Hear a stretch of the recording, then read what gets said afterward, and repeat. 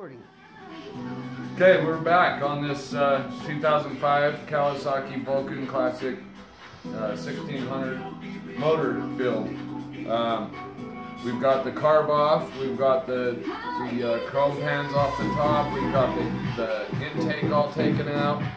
There's a few things that I'd like to point out to you.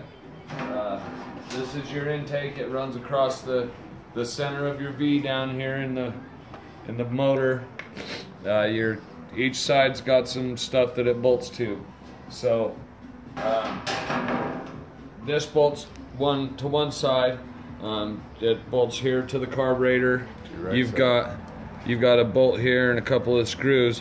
One thing I really want to make sure and point out is that these two hoses hook onto your carburetor, and you need to make sure that you take those off before you can release this, or it won't be able to you won't be able to get it off, and you'll fight it for hours. So now we are down to pulling off. We got to disconnect these two oil lines that go down to the block. They come down into the block over here. You need to disconnect all that, and then we can start undoing our cam and our lifters and get into the heads and go from there. Rock on. We'll see you on the next one. Very nice. Alright, there we go. Okay, a little camera issue there. Reese's Customs, we're back.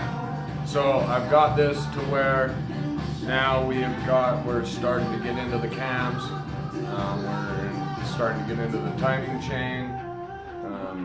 So what you need to do is you need to undo these 4 bolts and these 4 bolts, and there's also a little one here and a little one on the other side here that you need to undo, little 8 millimeters.